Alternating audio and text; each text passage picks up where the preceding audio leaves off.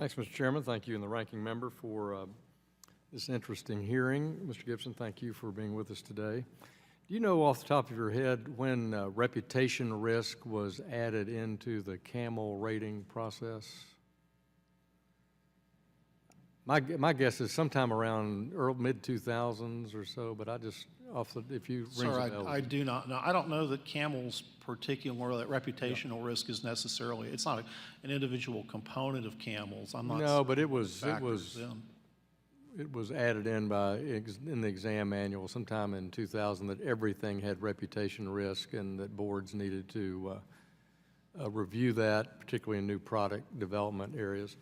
But you agree that banks are responsible for their own product development consistent with the laws and regulations? Yes, sir, I do. And, you know, I think banks are supposed to offer products based on consumer needs, which are, we see in CRA, you get extra credit in community reinvestment exams if you show survey results of your consumer base, your neighborhoods, and so from surveys or word of mouth that banks get credit for, you know, doing product innovation and trying to meet consumer needs. You've seen that, I'm sure, in your work. Yes, we have. And banks have obligations for consumer compliance and for fair dealing under a number of statutes.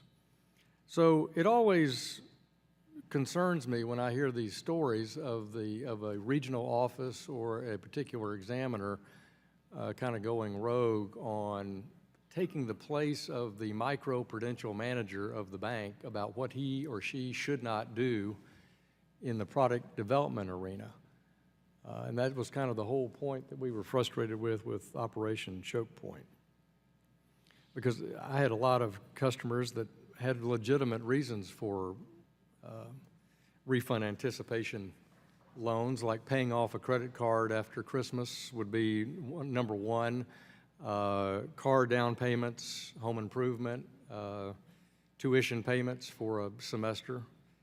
And so when we have these sorts of activities by our regulators, we're actually contradicting, we're hypocritical. We're saying that consumers want these products like overdraft protection or prepaid cards or refund anticipation loans, and then we don't facilitate banks offering them. In fact, we, through moral suasion and other ways, defeat that, causing these consumers who want the product to migrate out to the unbanked, unregulated, or under-regulated segment. So again, that's one of my biggest frustrations in this process. Do you think it's fair to say that if banks do product innovation and their board of directors reviews that product and that they offer it and they accept the reputational risk and the financial risk with it, that generally a bank should be able to innovate based on your work at the FDIC? Sir, I think as a general proposition that it's up to the bank to mitigate the risks that are associated with the product that it offers. I mean, as you pointed out, you know, we create laws that establish requirements that banks are obligated to follow.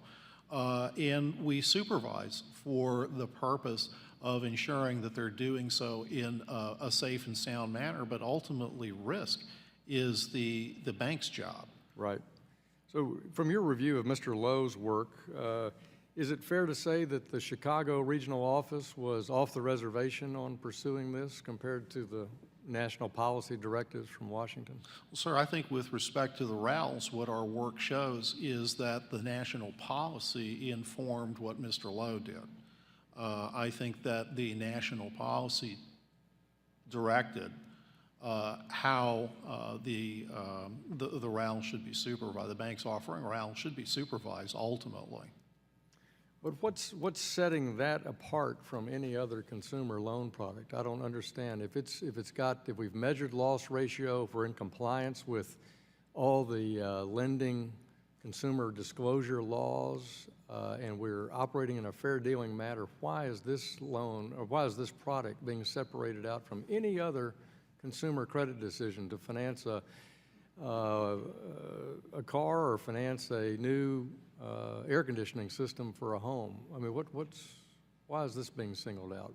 It's because of somebody's idea that it's bad. Isn't that right? Instead of a financial. So I really can't answer the question.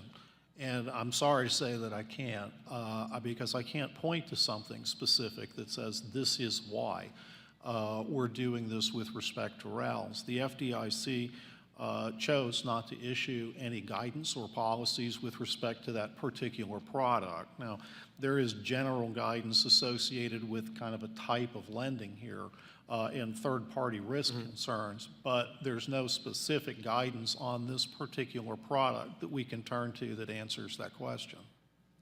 Thank you. Thank you, Mr. Chairman. The gentleman yields back.